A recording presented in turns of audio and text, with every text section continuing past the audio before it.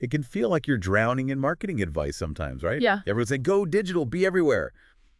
But how's that supposed to work when you're just trying to get people in the door of your actual store, you Mm, know? I hear you. It's a lot to keep up with, and it changes so fast. Exactly.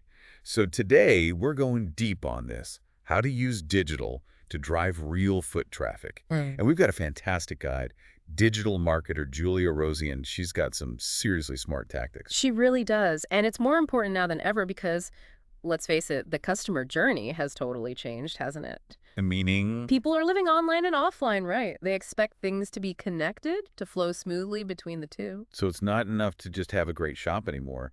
I got to be killing it online, too. Think about how you shop these days. Do you ever just wander into a store without, like, checking it out online first? No way. Website, reviews, prices.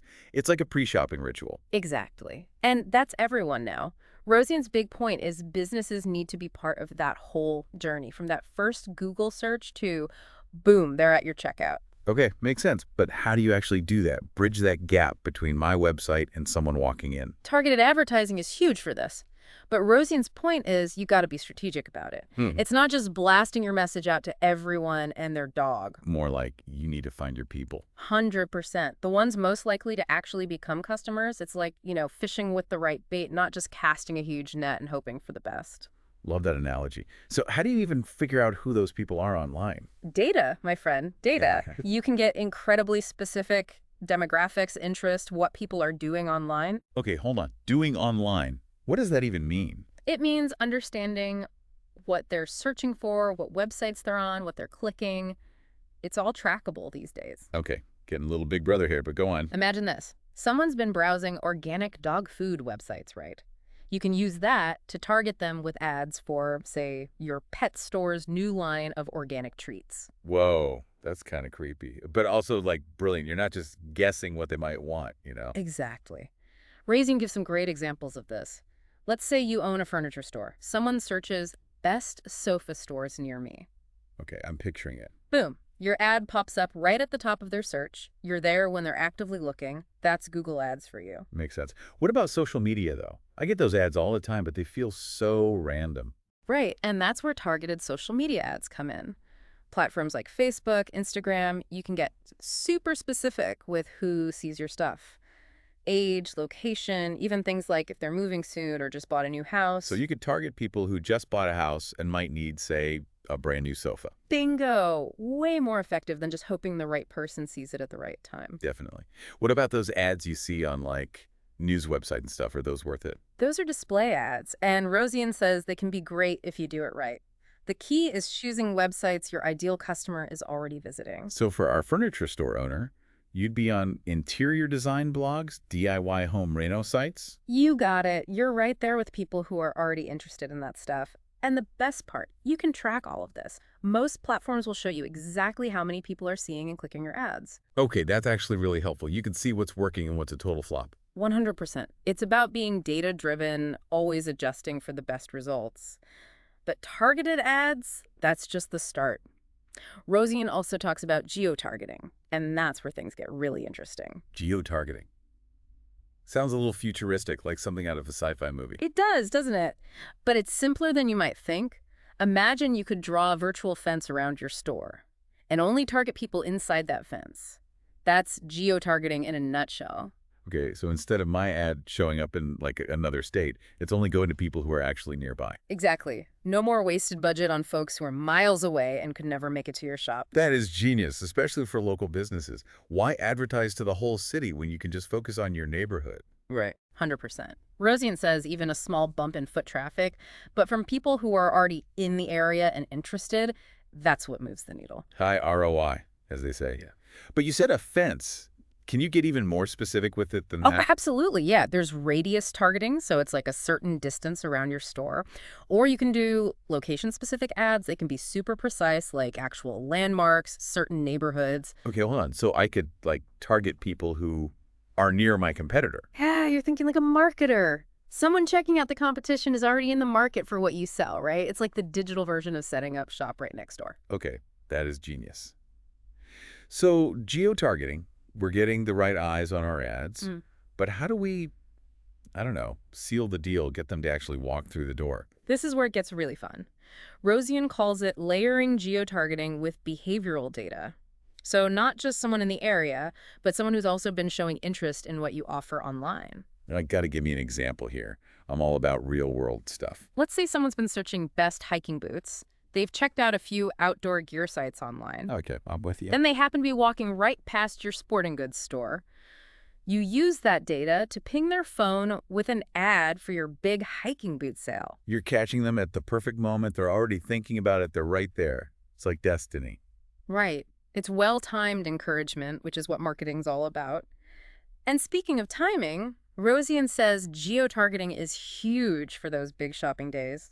Black Friday, back to school. Makes sense. People are already in the mood to spend. Exactly. If you've got your geotargeting set up around busy areas, malls, downtown, whatever's hopping during those times, you're maximizing your reach when it counts. This is pure gold. Okay, we've got to talk about one more thing Rosie mentions, these location-based promotions. I'm intrigued. This is where things get really cool. We're talking about sending targeted offers and promos to people while they're physically near your business. It's like that geo-targeting magic, but like happening in real time.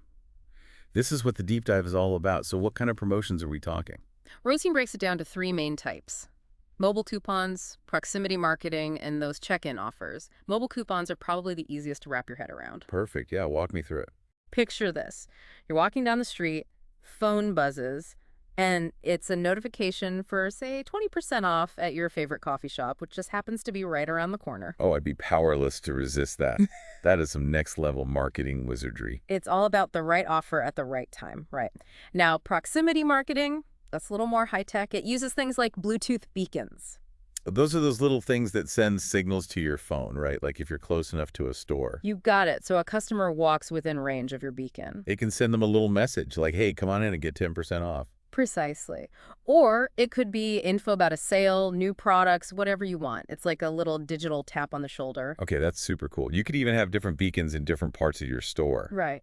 Now you're thinking, let's say you own a bookstore, right? You want to promote a hot new release. Put a beacon by that section, someone lingers nearby, boom, notification pops up on their phone. Hey, bookworm, check out this awesome new book. It's right here. I love it. Exactly. It gets people thinking about impulse buys they might not have even known about otherwise. Okay, that's mobile coupons, proximity marketing. What about these check-in offers? I'm guessing those are more of a social media thing. You know it. Check-in offers, those are all about getting people to shout out your business online, Facebook, Instagram, you name it. And you give them a little something in return, of course. So like check in at our restaurant on Yelp for a free dessert. Classic. Exactly. Customer gets a treat, you get more visibility. Their friends see that check-in, next thing you know, boom, new customers. Word of mouth, but digital, right? Digital word of mouth. I love it. Okay, so we've covered a ton of ground here. All this digital stuff, it's clearly powerful. But I got to be honest, part of me worries it gets a little too impersonal, you know?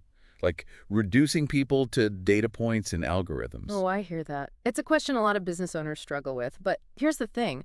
Rosine isn't saying ditch the human element entirely. It's about using tech to actually enhance it. Okay, I'm listening. How do we do that then? Think of it this way. Data helps you understand your customers better, right? Their needs, what they like, what they're looking for, so you can provide a more personalized, enjoyable experience for them. So it's not just getting them in the door, it's making sure they have a great time once they're there. Hopefully becoming regulars, all that. Exactly. Tech can actually help create a warmer, more human connection if you use it right. It's a tool for building those relationships, not replacing them. That's a good way to look at it. Okay, while we're on the topic of data, one more thing. Rosen mentions tracking and analytics a lot, and I'll be honest, that's the part that always makes my head spin. Totally get it. Data overload is real. But remember, it's about using that data to make smart choices. Rosen has this great analogy she calls tracking your reusable roadmap. Okay, I like that way better than spreadsheets and numbers. Yeah. Tell me more about this roadmap. It's like, imagine a customer leaves a trail of breadcrumbs as they interact with your business online, right? Analytics help you follow those crumbs, see where they came from, what they clicked, what led them to your store, what they did once they were there. That's a great visual. What tools do you even use for that, though? Good news is, a lot of it is free. Google Analytics, that's your gold mine right there. Shows you your website traffic, where it's coming from, what people are doing on your site. So I can see what's working, what's not, And tweak things as I go. You got it. And most social media, those ad networks, they've all got their own analytics dashboards too. See how your campaigns are performing, which ads are getting clicks, all that good stuff. Like having a whole team of digital detectives working behind the scenes. Exactly. Though don't underestimate good old-fashioned customer feedback either. You mean like actually talking to people in my store? Precisely. It's easy to get lost in the digital weeds, but sometimes the most valuable info comes from just asking your customers what brought them in, did they have a good experience, all that. So it's about connecting the dots between what's happening online and what's happening in the real world, right? Data can tell you one thing, but those face-to-face conversations, that's where you really build that connection. Couldn't have said it better myself. It's the best of both worlds, really. This has been so eye-opening. Just the other day, I'm walking past this bookstore I love. Dangerous. I know, right? And my phone buzzes notification for 15% off any purchase. You better believe I went in and bought myself a new book. See? Proof it works. Location-based promos, timing is everything. It's true, I probably wouldn't have gone in otherwise. It's amazing how these little digital nudges can totally sway us. It's true. So as we wrap up, what's one big thing you hope listeners take away from all this? How to drive foot traffic in the digital age, it's a beast. I hope they feel empowered, honestly. There are so many tools out there, it's easy to get overwhelmed. But find what works for you, for your business, and don't be afraid to experiment. And never lose sight of that human touch. Well said. It's about connection, ultimately, no matter how high-tech things get. Absolutely. And on that note, that's a wrap for today's deep dive. We covered so much ground, from targeted ads to geotargeting, location-based promos, data, all that good stuff. But most importantly, how to use it all to grow your business and connect with your customers in a meaningful way. Thanks for joining us, everyone. And don't forget to hit that subscribe button so you don't miss our next episode. We'll be diving into another topic that matters to you. See you next time.